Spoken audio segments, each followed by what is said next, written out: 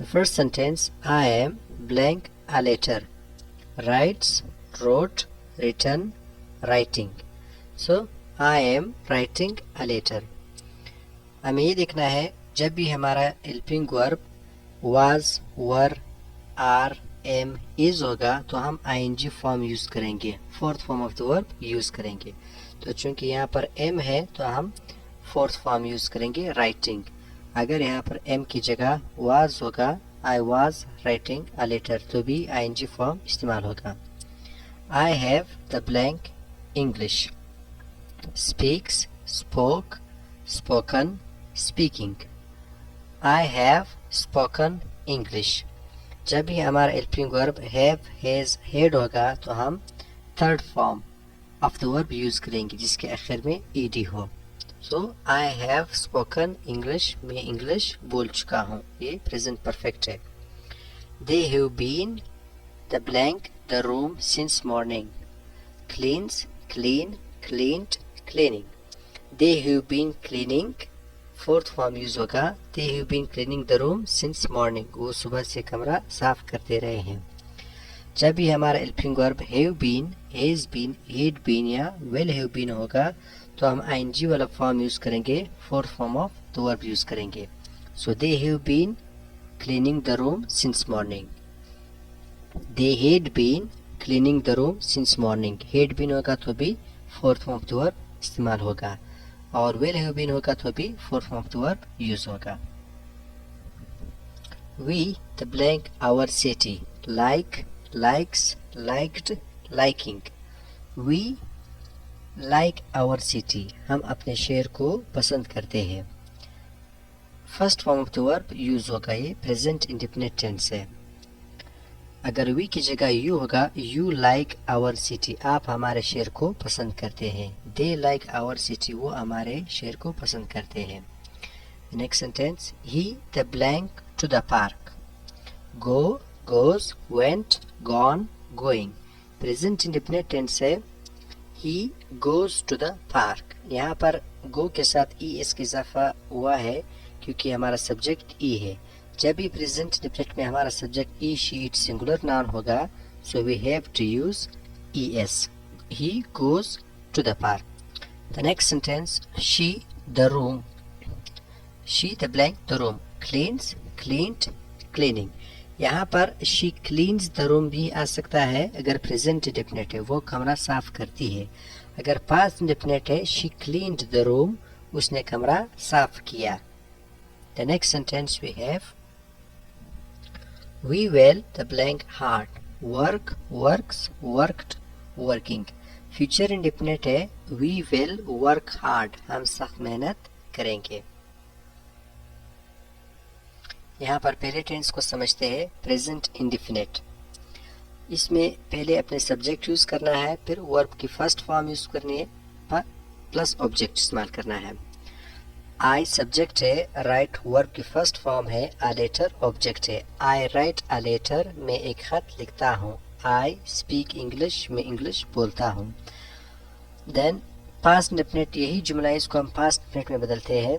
Subject plus second form of the verb plus object. I wrote a letter, मैंने एक खत लिखा.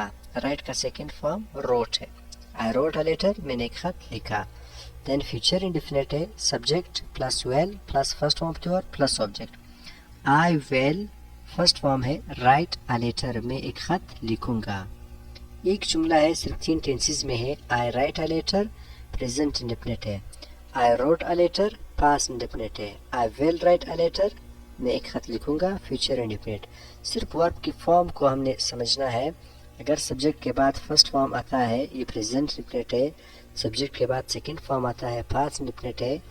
और फ्यूचर इंडेफिनिट में सब्जेक्ट के बाद वेल आएगा और फिर फर्स्ट फॉर्म यूज होगा, ये फ्यूचर इंडेफिनिट है. Then present perfect, subject plus have has. Then third form of the verb plus object. 3 perfect tenses है, present perfect, past perfect, future perfect. तीनों में वर्ब की तीसरी फॉर्म यूज होगी. I have spoken English, मैं English बोल चुका हूँ. We have spoken English. अगर subject he, she, it singular noun होगा तो फिर हम एज इस्तेमाल करेंगे. ई हैज स्पोकन इंग्लिश, वो इंग्लिश बोल चुका है. ही हैज स्पोकन इंग्लिश, वो इंग्लिश बोल चुका है। Then past perfect, subject plus had plus third form of the verb plus object. I had spoken English, मैं इंग्लिश बोल चुका था। अगर मैं यहाँ पे हैव इस्तेमाल करता हूँ तो ये प्रेजेंट परफेक्ट है। आई हैव स्पोकन इंग्लिश, मैं इंग्लिश बोल चुका हूँ। आई हैड स्पोकन इंग्लिश, मैं इंग्लिश बोल चुका था। तो सिर्फ हैव और हैड को बदलने से टेंस बदलता है। Future perfect, subject plus will have plus third form of the verb plus object. I will have spoken English, मैं इंग्लिश बोल चुका हूँगा फ्यूचर में। इसमें विल हैव जो है हेल्पिंग वर्ब है। तीनों परफेक्ट है, तीनों में ही थर्ड फॉर्म इस्तेमाल होगा। फिर 6 कंटिन्यूअस टेंसेस रहते हैं, present continuous, past continuous, future continuous, present perfect continuous, past perfect continuous और फ्यूचर परफेक्ट कंटिन्यूअस। इसमें आईएनजी वाला फॉर्म इस्तेमाल होगा। Subject plus is are am plus fourth form of the verb plus object.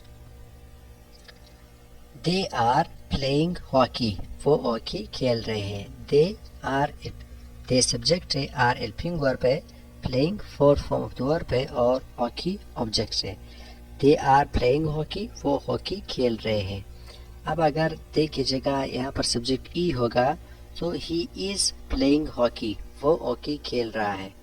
अगर दे की जगह आई होगा तो आई एम प्लेइंग हॉकी, मैं हॉकी खेल रहा हूँ। Past continuous, subject plus was were plus fourth form of the verb plus object. They were playing hockey, वो हॉकी खेल रहे थे। अब अगर वर की जगह में यहाँ पे आर लगाऊं, दे आर प्लेइंग हॉकी, तो ये प्रेजेंट कंटिन्यूअस है। अगर मैं हेल्पिंग वर्ब चेंज करता हूँ, वर लगाता हूँ, तो they were playing hockey past continuous है, वो हॉकी खेल रहे थे।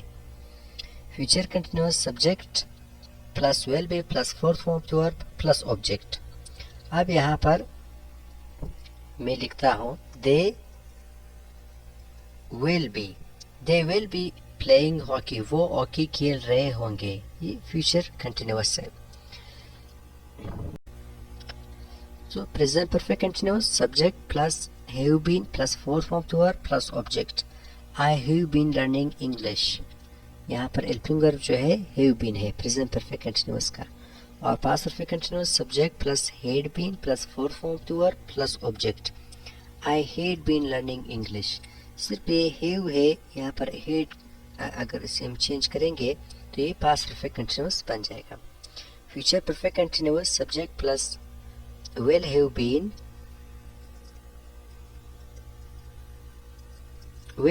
जो है फ्यूचर परफेक्ट कंटिन्यूअस का हेल्पिंग वर्ब है। I will have been learning English, ये फ्यूचर परफेक्ट कंटिन्यूअस है। Present perfect continuous, have been, past perfect continuous had been और future perfect continuous will have been.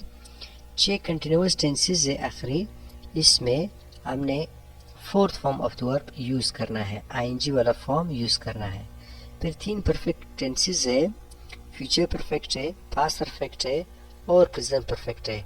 इसमें हमने third form of the verb use करना है, जैसे कि speak, spoke, spoken. Spoken जो है थर्ड फॉर्म है, तो तीनों परफेक्ट टेंसेस में हमने third form of the verb use करना है। और फिर प्रेजेंट इंडिपेंडेंट है, पास्ट इंडिपेंडेंट है, फ्यूचर इंडिपेंडेंट है। प्रेजेंट इंडिपेंडेंट में हम first form of the verb use करेंगे, पास्ट इंडिपेंडेंट में second form of the verb use करेंगे और फ्यूचर इंडिपेंडेंट में फिर से first form of the verb use करेंगे। तो काफ़ी आसान है। सब्जेक्ट लगाएं, उसके बाद सिर्फ वर्ब की फॉर्म को याद करें कि इसमें फर्स्ट फॉर्म लगता है या सेकेंड फॉर्म या थर्ड फॉर्म लगता है। So I hope it's easy and helpful.